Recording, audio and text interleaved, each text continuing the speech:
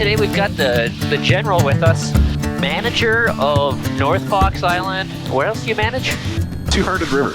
Oh, and the Two-Hearted, that's right, yeah. The other cold place. The Michigan RAF Fun Havens. So right now we're out of Charlevoix, Michigan, headed to North Fox Island. This is my least favorite route in all of Michigan. Not a water flyer. Off to our left here, we've got the Grand Traverse Bay, Manitou Islands, well, and Leelanau County Peninsula. In front of us, we do have the North Fox, South Fox, and Beaver Islands.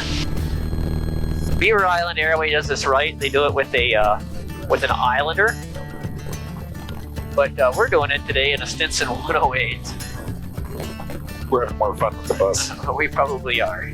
The idea here is to climb until I have to start a descent for the island, and hopefully stay within gliding distance the whole way in. Can you tell us a little bit about North Fox Island and usage of North Fox Island and why we're going today? Yeah, well, we're going today to clear out some trees. We had fall windstorms that hit it last fall, and then just about a month ago, we had ice storms go through and wipe out a whole lot of the trees along the side of the runway. So fortunately, the runway itself is clear due to the inspection a couple of weeks ago. But we're going to go clear as much tree debris we can from the camping area and where the fire pit's at, so people can still fly in and do some camping and enjoy the island. But a little bit of history of the island. It was reopened in 2015 through the efforts of the RAF, and my predecessor, Brad, who had spent 13 years working with the state of Michigan and other stakeholders to get it reopened to public access, and thanks to his efforts and many others, now we're able to come out here and enjoy it. So this year we're actually celebrating 10 years of North Fox Island having public access here. It's been 10 years since North Fox has had public access. It's crazy. It doesn't feel like 10 years. It feels like yesterday. Yeah, August, when we got it reopened in 2015. It opens on May 1st officially? May 1st it will be open. Yeah. Okay, so we got to come out here and get a little work going on. Yeah, so they can use the campfire and do that kind of stuff. So my question is, you said there were some trees down. Are we going to be able to clean it all up today, or this weekend, or do you hope to have it all cleaned up by May, or what's your plan? We've got, on the side of the runway, there's probably 50 trees that are down along the side of the runway. There's probably that many or more that are leaning over tie-down area. So I think if we can get the fire pit area cleared out today so that people can at least have a fire, then that's a great start. But I expect it's going to take probably several work parties of, guys like us. We come out there, a couple of us with some chainsaws, we clear something out in a few hours that we can. If we get a lot more of that activity going on, that'll help put a big dent in it. But it could take us probably 2 years to get both the airstrip and all the trail system cleared up where it's back to where it was. So we're looking at years worth of work. So anybody, even if you don't have a chainsaw or don't want to operate a chainsaw, there's still clearing and work that somebody could do to help you out. Absolutely. Even just going out and walking the trails and kicking off and moving the small stuff that you can off, every little bit helps. Fun fact, I had no idea, learned this today.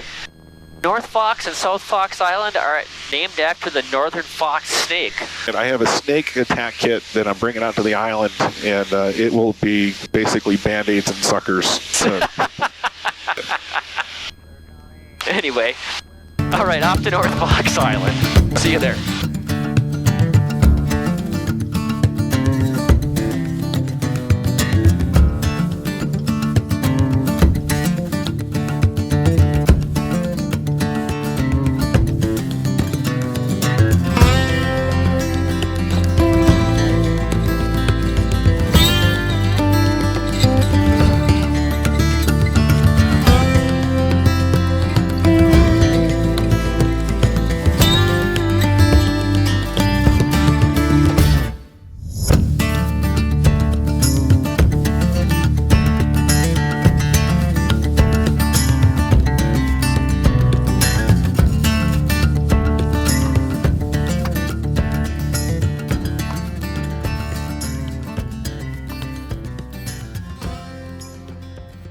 Beautiful day to not swim.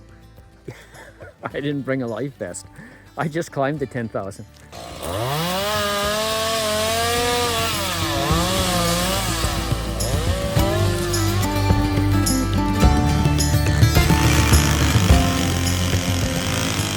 right, I'm sure you can hear the chainsaw behind me. We've got quite a few trees down, some brush down around the camping area. That's the goal today, is get the camping area open. And then people can come in here and help pull some of the brush and stack the logs. The idea was cut as much as we can with chainsaws so people without chainsaws can get in here and help to clean up and help stack the wood and help things, help get the camping area in order. I think we did pretty well. We got a couple more hours of work, making some progress. At first I didn't think we'd get very far at all. Yeah, the oil cap off that chainsaw. There's a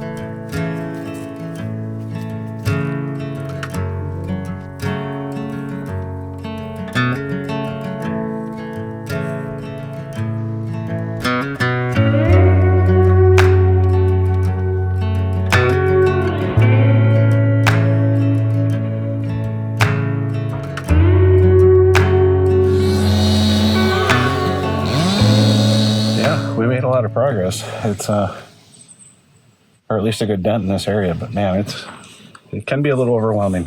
There's a lot. Yeah. There's a lot. Because we cut how many trees? 1, 2, 10, 12. Yeah. And that's just this area. That's just a start. I think this is the thickest area though. Yeah. Because the rest kind of, you go down the runway and it's like they're like dominoes fall, you know. This was all crisscrossed, so I think that's part of the issue. What's your vision from here? Basically what we're doing, trying to get small work parties, like kind of what we're doing, get a couple of guys to show up with a chainsaw and just start working at it. You know, it's one of those things where one big party is not going to get it done. It's going to take a lot of small crews, a lot of guys just coming out day off like we did or after work or a weekend and just working from the fire pit going east. And, you know, because I think as you know from camping here yourself, like everybody ties down in this area that's all covered with trees. It's where they put their tents up. And it's been the most impacted area. So you can get the spot down here, which is to the south, right? Yeah. That you can park in right now outside the camping area, which is where I think you'd park. You know, the pictures you sent me, I had a vision of what this was. And I'm like, oh, a couple of days, you know, you said 2 years. There's no way it's going to take 2 years. Yeah. If without people showing up, this will take 2 years. Yeah. Or never get done. Yeah. To get a full taxiway, you're going to need people out here. Yeah. Yeah. For it to be safe for the larger fly-ins, we definitely got to get as much cleared as we can. At the same time, like when I started, I looked at the tangle we were going in and thought there's no way. And, well, the fire pit's open-ish. Yeah. You know, we'll have this taken care of quite quickly, and the island will be usable May 1st, right? You'll be able to use the fire pit area. But fortunately, you know, I think as you experienced flying in too, you know, the runway itself is completely open. There's nothing obstructing the runway itself, so it's safe to come in and land. You just got to be very selective about where you decide to tie down, you know, and pay attention to the trees around you so you're not in a compromised area. And be, you know, careful. If you come out and have a fire, you know, keep it small and pay attention to it so we don't catch anything that we don't want on fire. Yeah, there's mostly safe tie down area for 3 airplanes on the southwest corner of the end of the runway here. And then as you noticed, you know, coming in too, you get further down to the east down the runway, there's a lot better tie down spots. It's mostly dry and there's still quite a few places to tie down. You could easily get 10 planes in here right now. Oh yeah. Yeah. With parking. So got the chainsaws, got the gas, a couple of hours. That too.